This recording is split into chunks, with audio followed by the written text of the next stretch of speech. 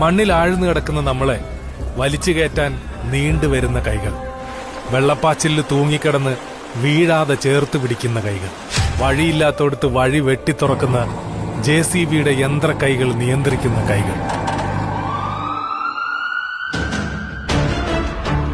ജീവൻ രക്ഷിക്കാൻ അകലങ്ങൾ ഓടിത്താണ്ടുന്ന ആംബുലൻസിന്റെ വളയം പിടിക്കുന്ന കൈകൾ, അറിയാത്ത കുഞ്ഞിനെ മുലയൂട്ടാൻ മടിയിൽ താങ്ങിപ്പിടിക്കുന്ന കൈകൾ.